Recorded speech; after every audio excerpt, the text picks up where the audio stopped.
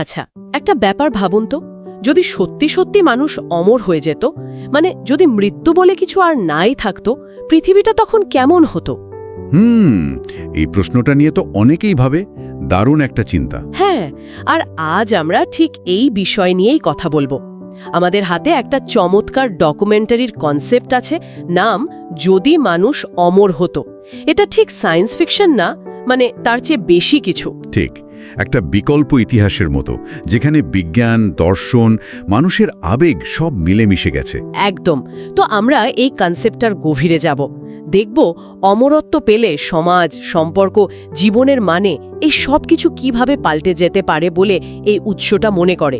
এর ভেতরের ভাবনাগুলো, চমকে দেওয়ার মতো দিকগুলো নিয়ে আলোচনা করব আজ।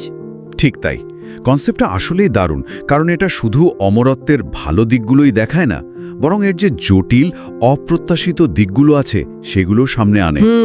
আর এটার গঠনটাও বেশ সহজবোধ্য, মানে 3টে প্রধান পর্বে ভাগ করা হয়েছে পুরো বিষয়টা।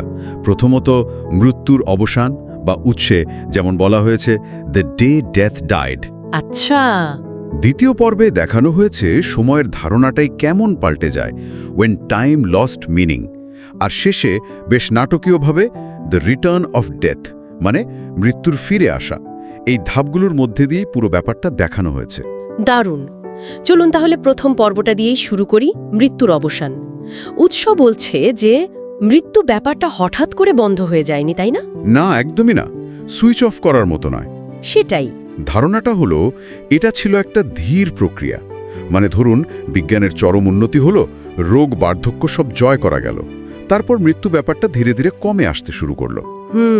গল্পে বলা হয়েছে 2109 সাল নাগাদ পৃথিবীতে শেষ কফিনটা পোতা হয়, আর সেই দিনটাকে মানুষ একটা বিরাট উৎসবের মতো পালন করে।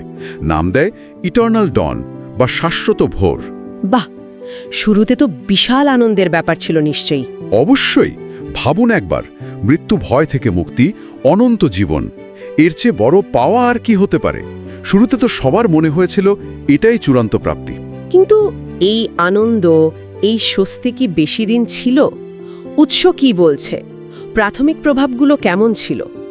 হ্যাঁ, উৎসের ভাষ্য অনুযায়ী ওই শুরুর উচ্ছ্বাসটা খুব দ্রুতই কেটে যেতে শুরু করে। কঠিন বাস্তবতাগুলো সামনে আসে। সবচেয়ে বড় সমস্যা ছিল জনসংখ্যার বিস্ফোরণ। ও আচ্ছা, হ্যাঁ, এটা তো হওয়ারই কথা। ঠিক, কেউ মরছে না, কিন্তু নতুন জন্ম তো থামেনি। ফলে যা হওয়ার তাই হলো। শহরগুলো একদম আকাশ ছুঁয়ে ফেলল, মানে একটার ওপর আরেকটা বাড়ি। জায়গা কোথায়? জায়গারই তো অভাব। শুধু মাটিতে না, সাগরের বুকেও বিশাল বিশাল ভাসমান শহর তৈরি হলো। রাস্তায় বেরোলেই শুধু ভিড় আর ভিড়। ব্যক্তিগত জায়গা বলে আর কিছু রইল না। মানে একটা দম বন্ধকর পরিস্থিতি তৈরি হলো।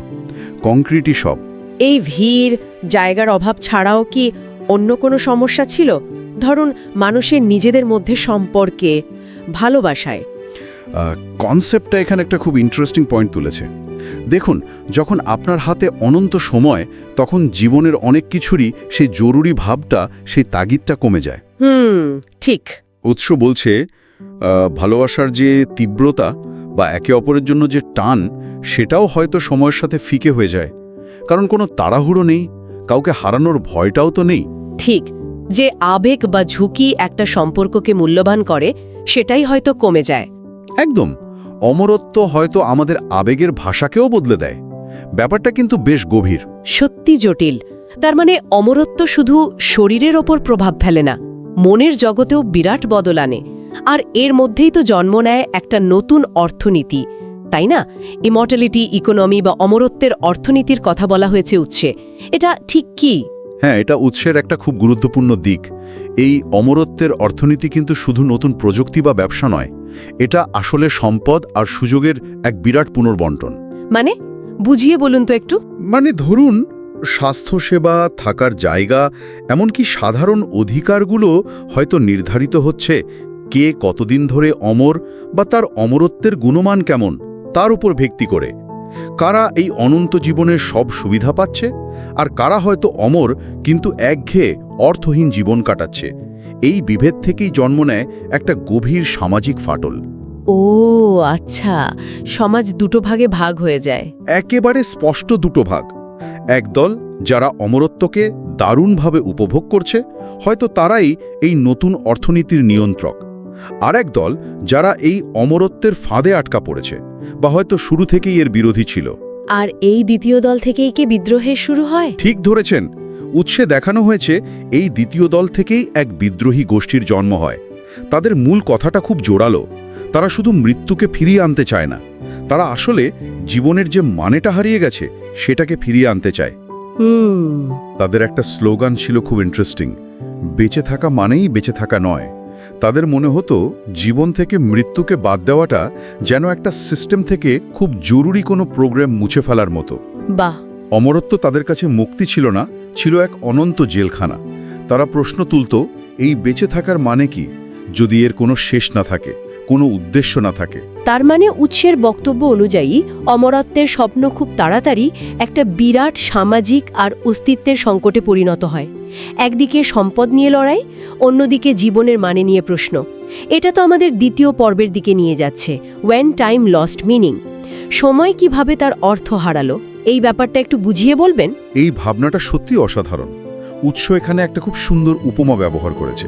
বলছে, মৃত্যু থাকলে সময় হলো একটা বয়ে চলার নদীর মতো, যার শুরু আছে, শেষ আছে, একটা গতি আছে। ঠিক। কিন্তু মৃত্যু না থাকলে সময় হয়ে যায় একটা জমে যাওয়া হ্রদের মতো, স্থির, অনন্ত, কিন্তু কোনো গতি নেই।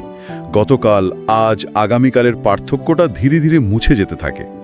শত শত বছর বেঁচে থাকলে দিনগুলো, বছরগুলো সব কেমন একরকম মনে হতে শুরু করে।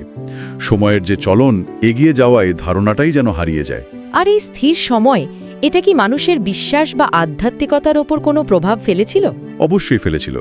উৎস খুব স্পষ্টভাবে দেখায় কিভাবে ধর্ম বা পুরনো বিশ্বাসগুলো ভেঙে পড়তে শুরু করে। যুক্তিটা হলো, মানুষ যখন নিজেই প্রায় ঈশ্বরের মতো হয়ে যায়, মানে অমর হয়ে যায়, তখন আর বাইরের কোনো ঈশ্বরের দরকার পড়ে না। মানে আত্মবিশ্বাস বা হয়তো কিছুটা অহংকারও চলে আসে। ঠিক তাই, এক ধরনের চূড়ান্ত অহংকার। বেশিরভাগ ধর্ম তো মৃত্যু আর মৃত্যু পরবর্তী জীবনের ধারণার ওপরই দাঁড়িয়েছিল। স্বর্গ, নরক, পুনর্জন্ম, এইসব। হ্যাঁ, তা তো বটেই। যখন মৃত্যুই নেই, তখন সেই ভিত্তিটাই তো নড়ে গেল। মন্দির, মসজিদ, চার্চ সব ধীরে ধীরে খালি হতে শুরু করলো। মানুষ হয়তো ভাবতে শুরু করলো, আমরাই তো অমর, তাহলে আর পরকালে চিন্তা করে কি হবে? কিন্তু এই অহংকারের পাশে বাস্তব সমস্যাগুলো তো আরও বাড়ছিল, তাই না? বিশেষ করে নতুন প্রজন্মের জন্ম নিয়ে। হ্যাঁ, এটা ছিল একটা ভয়ঙ্কর সমস্যা। উৎস এটাকে বলছে চিলড্রেন অফ ফরএভার, বা অনন্তকালের শিশুদের সংকট। নতুন বাচ্চারা পৃথিবীতে আসছে, কিন্তু পুরনোরা তো কেউ যাচ্ছে না, জায়গা ছাড়ছে না। একদম। পৃথিবীর সীমিত সম্পদ, খাবার, জল, থাকার জায়গা, এগুলোর উপর চাপ বাড়তে বাড়তে একেবারে চরমে পৌঁছল। তখন কি হলো? এই পরিস্থিতিতে উৎসে একটা খুব বিতর্কিত আর ভয়ানক আইডিয়ার জন্ম হয়, বার্থ পারমিট বা জন্ম অনুমতি। মানে নিয়ম করা হলো, নতুন শিশুর জন্ম দেওয়ার অনুমতি মিলবে শুধু তখনই যদি অন্য কেউ স্বেচ্ছায় নিজের জীবন শেষ করে, মানে এক ধরনের নিয়ন্ত্রিত মৃত্যু বেছে নেয়। কি সাংঘাতিক! কিন্তু কে মরতে চাইবে যখন মৃত্যু অপ্রয়োজনীয়? এটা তো একটা চরম নৈতিক সংকট। মানুষ কি অন্য কোনো উপায় বের করতে পারল না? নিজেদের বংশবৃদ্ধির অধিকার এভাবে ছেড়ে দিল?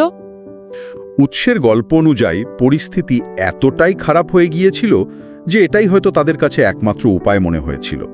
তবে এটা অবশ্যই অমরত্বের অন্ধকার দিকটাকে আরও বেশি করে সামনে এনেছিল। মানুষ অমর হতে গিয়ে নিজেদের জন্ম দেওয়ার অধিকারই নিয়ন্ত্রণ করতে বাধ্য হচ্ছে।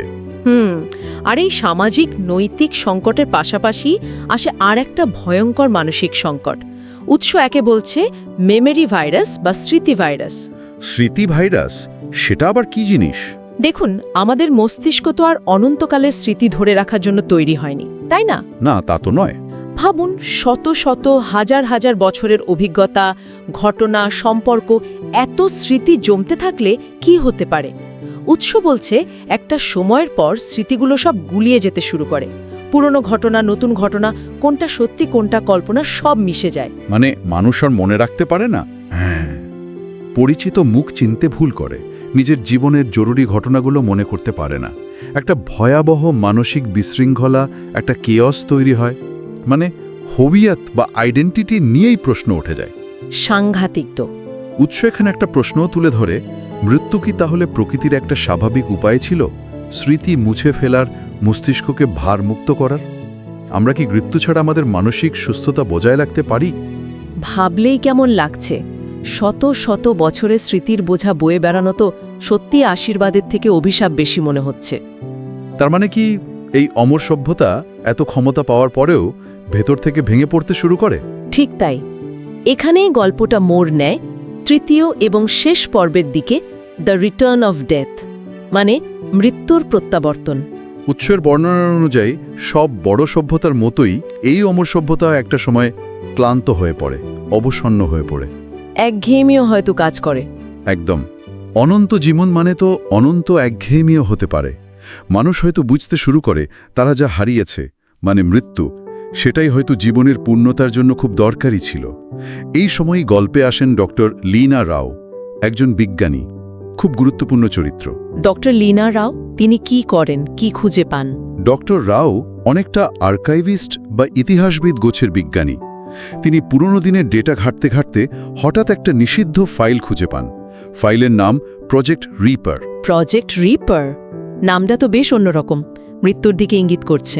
হ্যাঁ, বেশ প্রতীকী নাম।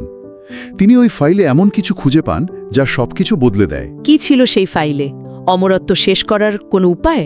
সরাসরি উপায় হয়তো নয়, কিন্তু ছিল একটা গভীর দর্শন। ফাইলে একটাই লাইন লেখা ছিল, কিন্তু সেই লাইনটাই ডক্টর রাওয়ের চিন্তাভাবনা এবং পরে পুরো সভ্যতার মোড় ঘুরিয়ে দেয়।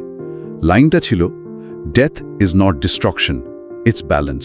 মৃত্যু ধ্বংস নয়, মৃত্যু হলো ভারসাম্য।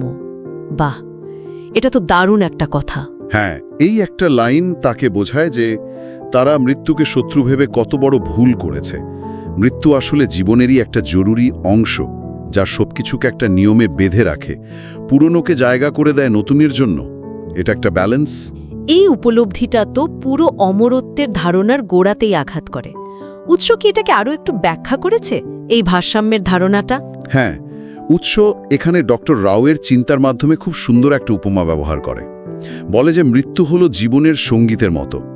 যেমন সুরের মধ্যে ঠিক জায়গায় যদি জ্যোতি বা পজ না থাকে, তাহলে সেটা সুন্দর শোনায় না, একটা হট্টগোল মনে হয়। ঠিক তেমনি মৃত্যু ছাড়া জীবনটাও যেন একটা অন্তহীন গান, কিন্তু তাতে কোনো সুর নেই, কোনো ছন্দ নেই। এই জ্যোতিচিহ্নটাই সুরকে মানে দেয়, জীবনের মুহূর্তগুলোকে গুরুত্বপূর্ণ করে তোলে। এই উপলব্ধিটা ডক্টর রাওকে নাড়া দেয়। তিনি বুঝতে পারেন মরণশীলতা ফিরিয়ে আনা দরকার। তার মানে তিনি মৃত্যুকে ফিরিয়ে আনার পথ খুঁজতে শুরু করেন। কিন্তু কাজটা তো সহজ ছিল না নিশ্চয়ই। এতদিনের অমর সভ্যতা কি এটা সহজে মেনে নিত? না, মোটেও সহজ ছিল না। উৎসে দেখানো হয়েছে এটা ছিল খুবই ঝুঁকিপূর্ণ একটা কাজ, গোপনে করতে হয়েছে। ডক্টর রাও অনেক খুঁজে শেষ পর্যন্ত একটা পুরনো কন্ট্রোল সিস্টেম বের করেন, যেটা হয়তো অমরত্ব প্রক্রিয়ার সঙ্গেই যুক্ত ছিল। সেখানে একটাই বোতাম, রিস্টোর মোর্টালিটি বা মরণশীলতা পুনরুদ্ধার। একটাই বোতাম? হ্যাঁ, আর তিনি জানতেন এই বোতাম চাপলে কি হবে তা কেউ জানে না। হয়তো বিরাট বিশৃঙ্খলা হবে, মানুষ ভয়ে পাগল হয়ে যাবে, আবার হয়তো বহুদিনের প্রতীক্ষিত শান্তি ফিরে আসবে। এটা ছিল একটা বিশাল ঝুঁকি, একটা গ্যাম্বল। তারপর ক্লাইম্যাক্সটা কি? তিনি কি বোতামটা চাপেন শেষ পর্যন্ত? হ্যাঁ, এটাই গল্পের ক্লাইম্যাক্স।